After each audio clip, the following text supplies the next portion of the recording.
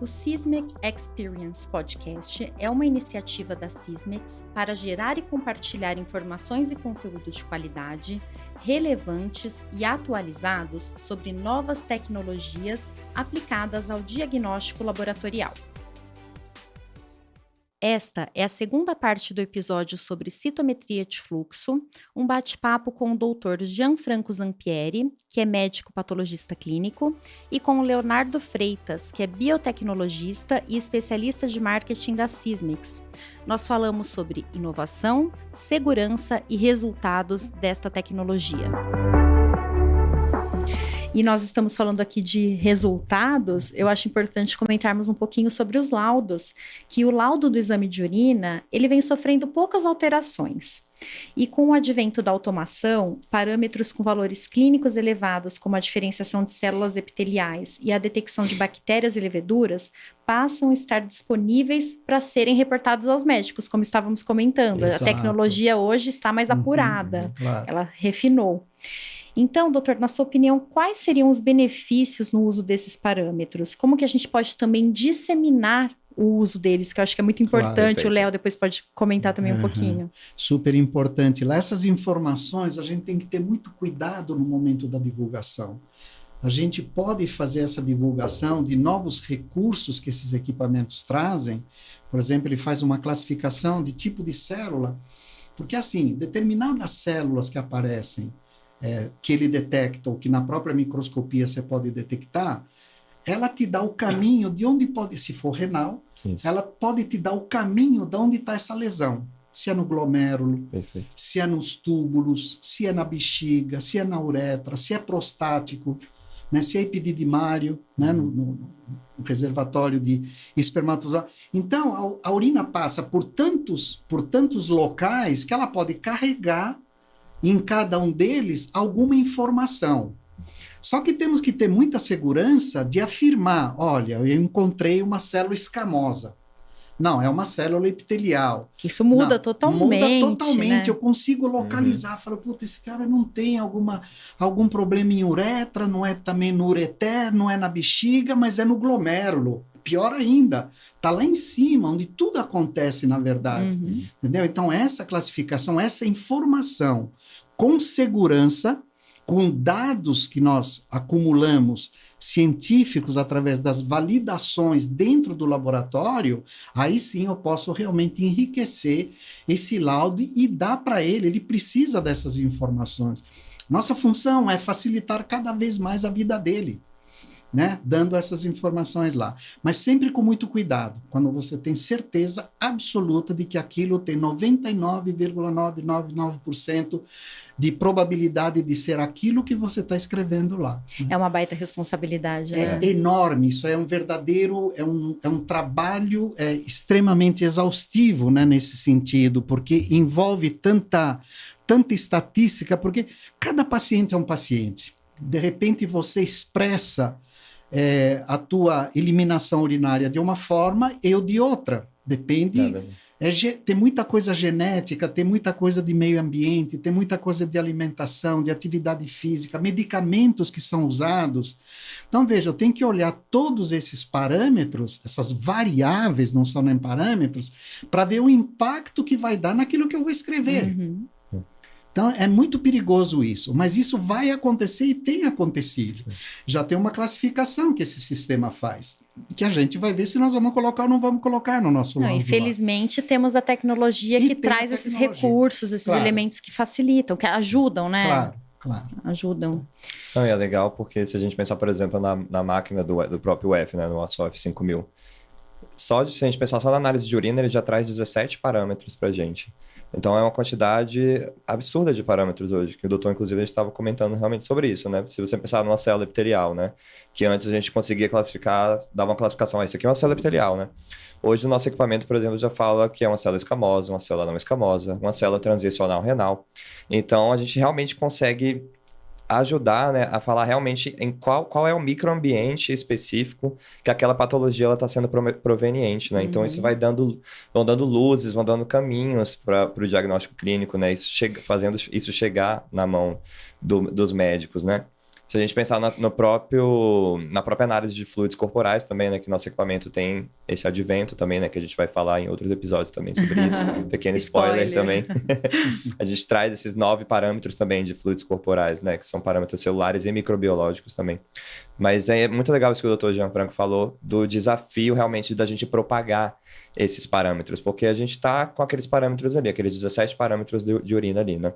Sejam células epiteliais, sejam cristais, sejam bactérias, levedura, muco, os próprios cilindros hialinos e patológicos, eles estão ali. Eles são dados que vão estar sempre ali, sendo quantificados sempre. E é um quebra-cabeças, É um quebra-cabeça. Então, pegando cada pecinha. É um jogo de informações enorme. Então, a gente está conseguindo, pela primeira vez, trazer muitas informações de uma vez só, num exame que tecnicamente não tão simples, né, como a gente disse no próprio título, né, o exame não tão simples de urina, que agora ele está trazendo tantos dados para a gente, realmente a gente está nessa fase, né, doutor, de fazer essa reeducação que parte do laboratório e vai até a clínica para que a gente consiga realmente fazer os parâmetros que estão saindo no exame, fazer eles chegarem no laudo final lá no médico, para a gente ajudar realmente esse diagnóstico e trazer a melhor experiência e o cuidado ao paciente, né? Você tem que vencer uma série de resistências, né? Mesmo a nível médico, do clínico, né? Quando você imputa algum dado, se você não informa realmente qual é a utilidade daquilo, a adesão realmente ela não é tão rápida assim. Né? Então tem todo um trabalho, o laboratório tem todo um trabalho em cima disso, mostrando as evidências dos benefícios que isso traz. Isso tem que ser contínuo, uma educação continuada em cima disso. Que o médico lá, o clínico, de qualquer especialidade, a atividade dele, ele conhece as patologias, conhece a terapêutica. Mas esse universo que está atrás de uma folha de papel, de um laudo, ele não tem muita ideia de como isso é, o quanto ele pode acreditar. Então tem que levar evidências para ele o tempo todo. Olha, estamos falando de laser, sabe como é que o laser funciona? Olha, era assim, dá uma olhada nisso daqui. Então é outra grande responsabilidade. Não adianta eu ter toda essa mega tecnologia e o clínico que vai usar o que eu estou dando para ele não está devidamente informado do benefício que ele está tendo com aquilo. Exatamente. Então é um trabalho, além de toda essa parte, tem esse lado de educação dessas novas tecnologias, senão elas não se difundem. Perfeito. Elas não se difundem. E, doutor, como que é o uso dessas tecnologias, né, o seu dia a dia no DASA, que é um dos maiores laboratórios do Brasil, na rotina da urinálise no local que o senhor atua, acho que é Alphaville? É Alphaville, isso, Alphaville. Mudou completamente o ambiente laboratorial mudou completamente, as pessoas mudaram completamente, a fluidez dos resultados mudaram completamente, houve uma compactação, porque antes usavam-se sistemas totalmente dissociados, um fazia uma coisa, outro fazia outra, agora estamos falando numa única plataforma. Coloca lá um sistema que a gente chama de loader, você carrega o loader com todas as suas amostras e o sistema começa a engolir, vamos dizer assim, começa a pegar tubo a tubo de cada paciente, faz o reconhecimento por código de barras e o processo vai até o último módulo do equipamento. Então, primeiro ele faz a leitura da fita, né, que tem todos aqueles parâmetros. No segundo, ele passa o laser para identificá-los. No terceiro, ele fotografa. Se você não estiver satisfeito com aquilo que ele detectou, eu tenho o recurso da foto. Então, a foto mostrou aquilo que ele me apontou, estou dando um exemplo, que aquilo me apontou era um leucócito e para mim é um fungo, por exemplo. Estou sendo grosseiro. Mas pode ser uma estrutura que eu não concordo. Isso é raríssimo de acontecer. Mas, né, existe um aprendizado também da tecnologia. Sim. Que ela pode melhorar quando ele encontra um micro-organismo como esse ou uma célula, ela tem que dar uma modificada na tecnologia para realmente acertar um pouco mais. Né? Então, esse trabalho todo que se fazia na microscopia, dos casos que apareciam com todas essas alterações, era um desgaste insano. Quer dizer, então, respeitou-se mais o analista, O meio ambiente ficou muito mais seguro, porque isso é um verdadeiro black box, né? Entrou, isso só espera o tubo sair lá no fim, ponto final, armazena e o resultado sai, o resultado sai automaticamente lá no site do laboratório, o paciente pode ir lá resgatar o resultado dele. Então, olha, é do dia para a noite, né? Houve uma mudança realmente radical em cima de um sistema com essa robustez, com essa tecnologia que é única, né? E a gente sabe que quando vem uma mudança, junto também temos os desafios, porque você está alterando uma metodologia. Uhum. E pensando nisso, como que foi esse processo de transição do exame de urina por análise de imagem digital, como havíamos comentado, para a citometria de fluxo fluorescente no DASA? O senhor enxerga que a citometria de fluxo fluorescente, ela está sendo reconhecida como uma tecnologia que seria o gold standard, que o senhor mencionou também, Sim. nesse futuro mais próximo? É um gold standard, né? Porque é claro que o sistema chega, a gente coloca em cima de uma bancada e ele começa a funcionar. Tem todo um trabalho em cima disso que o sistema da qualidade tem seus protocolos. Quando chega, o que vocês vão fazer com isso? Então, tem todo um processamento chamado de validação interna. Eu tenho regras para isso, né? Que isso aí são consensos mundiais. Uhum. Por exemplo, nós somos acreditados pelo CAP, Colégio Americano de Patologia, que tem uma sistemática de auditoria que é brutal, é insana aquilo lá. E da Sociedade Brasileira de Patologia Clínica também. Então, ver se a gente não definir essas regras que são aceitas por eles, através dos guidelines deles, esse sistema não entra para operar. Então, ele entrou, começamos todo esse trabalho. Né? Usamos se esse é considerado um gold standard, eu vou usar o meu gold standard que está validado, que é sempre a morfologia. Vou sentar em cima de um microscópio de altíssima qualidade, com todos os aumentos que eu precisar, vou me utilizar das colorações que eu preciso utilizar e comparo com aquilo que ele está me dando, em milhares de amostras. Não é eu passo uma amostra e pronto, olha, bateu o resultado. Não é assim. Aí tem todo um tratamento estatístico em cima desses dados comparativos, de reprodutibilidade, de correlação, de erro total, de sensibilidade, de especificidade. É um horror, demora meses para você conseguir sair de um cenário e passar para o cenário seguinte. Né? Quando você muda, você tem que mostrar os ganhos. O que você ganhou com isso? Ou que risco você passou a correr? Se tiver um risco só que eu passo a correr, já não é aprovado. Entendi. Tem que voltar e corrigir aquilo que realmente ele não bate com aquilo que eu estou ainda considerando como um gold standard. Mais ou menos como as etapas dos estudos clínicos de um medicamento. Exatamente. Perfeito. A mesma coisa. Né? É uma observação, assim, são verdadeiras equipes que ficam em cima disso. Quando esses dados começam a aparecer, aí se reúne o comitê médico, né, para cada especialidade você tem um comitê médico e isso tudo é exposto lá. E aí vamos ver o que os russos dizem. Né? Em cima disso, quer dizer, é um filtro enorme em cima disso. Né? Não, é muito legal, porque eu tive a chance maravilhosa, né, dada pela sua equipe, né, doutor, também, de estar presente no DASA no momento que vocês fizeram essa transição. Sim. Que eles saíram, né, dessa tecnologia de análise por imagem digital e passaram para a citometria de fluxo, né?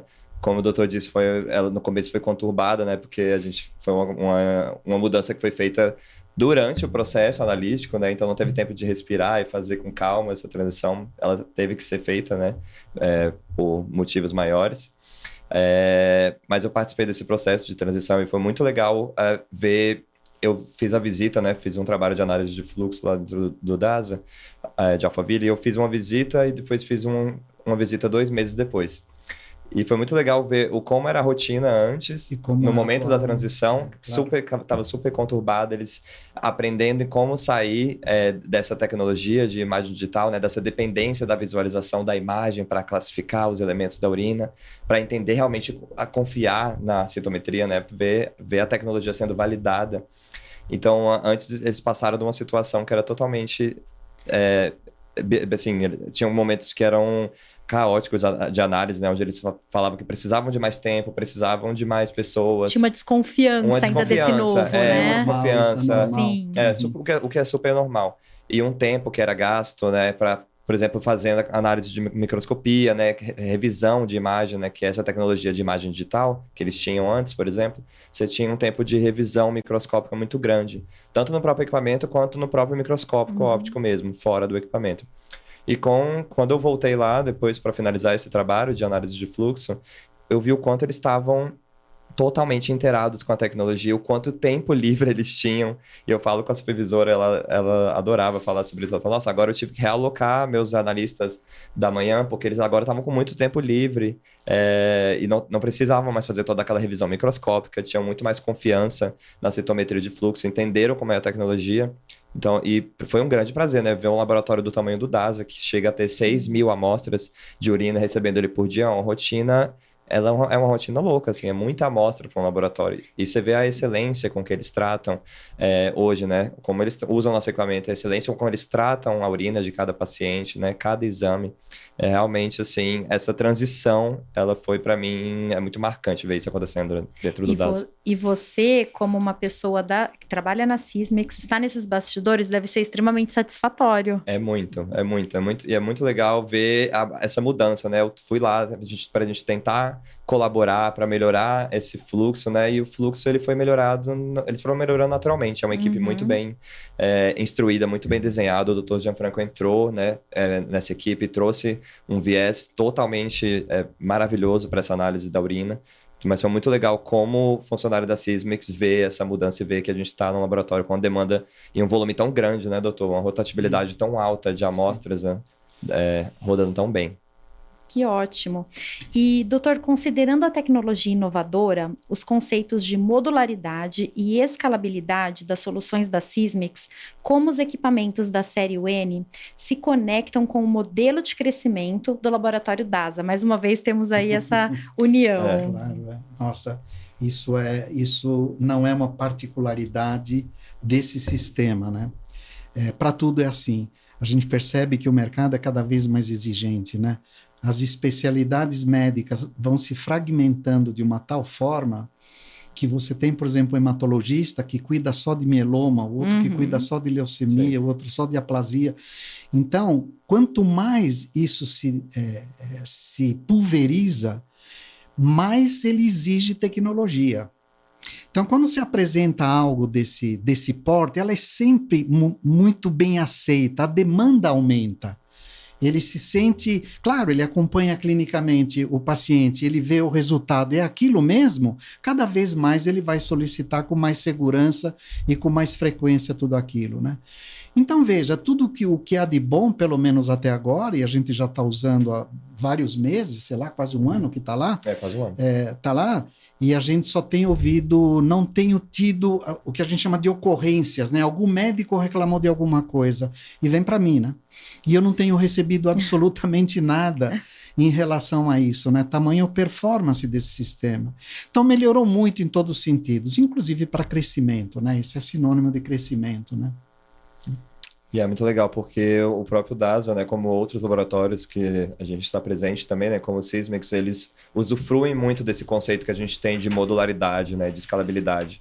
Como a gente tem um equipamento que ele tem essa modularidade, né, ou seja, você pode adicionar ou retirar módulos de acordo com a sua necessidade, né, seja um módulo para análise bioquímica, seja um módulo de citometria de fluxo ou módulo de microscopia digital, né, que é o nosso terceiro maquinário pós-analítico, né, pós-citometria, ele traz esse conceito e esse conforto, né, doutor, de vocês terem um crescimento orgânico, um crescimento fluido, totalmente escalonável. Então, se a unidade dele fosse um laboratório que tivesse 100 amostras por dia e do nada virasse 6.000 amostras, a gente ia conseguir acompanhar esse crescimento escalonável, né? O que outras marcas ainda não têm, né? Como a outra própria marca que eles tinham, né? Como ele falou, que eram sistemas isolados, né? Eram duplinhas, então você tinha que ir sempre colocando, adicionando as duplinhas, você não tinha essa maleabilidade, né? Não era um sistema maleável para você realmente moldar de acordo com a personalidade do próprio laboratório, né? Porque se você não tem esse mecanismo de modular, você começa a obsoletar Não sei nem se é essa palavra. Sim, perfeito. Um equipamento porque ele chegou no limite dele. Entendi. Aqui, teoricamente, ele não tem limite. Por exemplo, eu preciso... Está se criando um gargalo no citômetro. A primeira parte dele vem com uma velocidade e ele tem uma velocidade maior, ele começa a acumular. Eu coloco mais um módulo de citometria, de modo que o sistema fica harmonioso. Sem então, precisar mexer nas outras partes. Claro, da sem linha. precisar mexer, é só afastar, colocar mais um ali e vai... Ele se molda essa vai se moldar. necessidade. Você não precisa substituir o sistema, porque é um problema substituir alguma Com coisa. certeza. Primeiro, financeiro, você tem que ter investimento para isso, você compra isso de alguma forma. Sim. Então, você não pode obsoletar um sistema que é bom, só que ele não tem a capacidade que você espera dele. Então, eles têm essa possibilidade, né? Você forma uma verdadeira linha, né, de sistemas, de modo que ele gaste o mesmo tempo de execução em qualquer um dos módulos. Então, ele entra, passa por tudo e libera. Entra, passa por tudo e libera. Ele não para, ele não cria nenhum gargalo em algum local, de modo que o outro está parado, esperando que libere o primeiro país. Ele não vai liberar, porque ele não está pronto para isso, né? Ele demora mais. Então, isso depende muito da constituição de cada laboratório. Então, a gente estuda essa maneira e vai ajeitando de modo que ele fica em pé bonitinho. E as possibilidades são infinitas, né? São infinitas. E acho que são cada vez também mais atualizadas e novidades chegando, são né, feitas Léo? upgrades o tempo todo, né? Essas atualizações, e assim vai. Então, muito bom. foi ótimo. Foi uma conversa deliciosa, acho que a gente conseguiu mostrar realmente que o exame de urina tipo 1 não é tão simples assim. Com certeza.